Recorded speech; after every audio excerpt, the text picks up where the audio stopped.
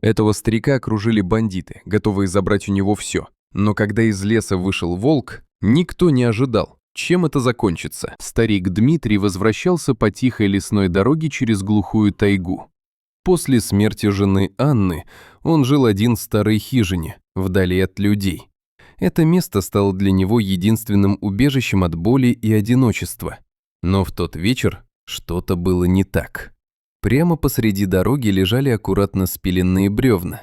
Дмитрий сразу понял – это ловушка.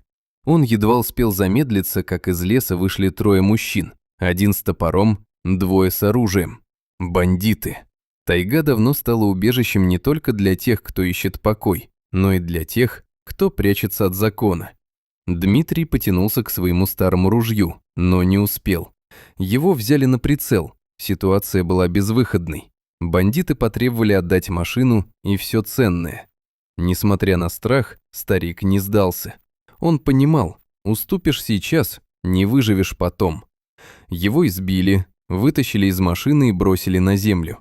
Оказалось, это беглые заключенные, жестокие и отчаявшиеся.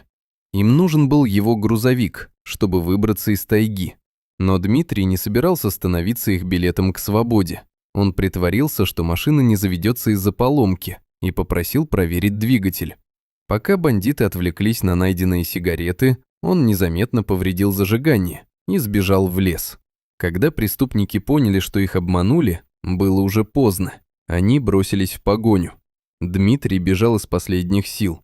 Сердце колотилось, дыхание сбивалось, а тело едва держалось после побоев. Понимая, что долго не выдержит, он забрался на высокое дерево, надеясь переждать.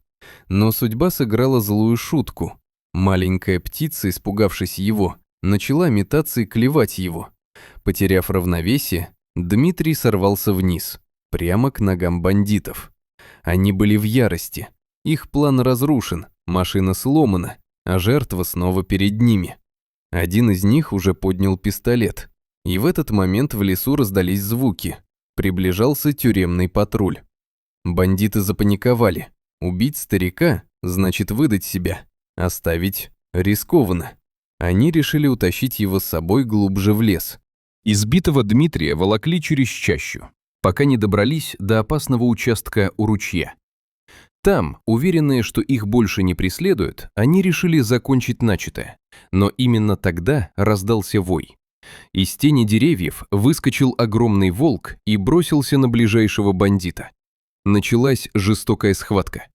Зверь дрался яростно, словно защищал не просто человека, а кого-то своего.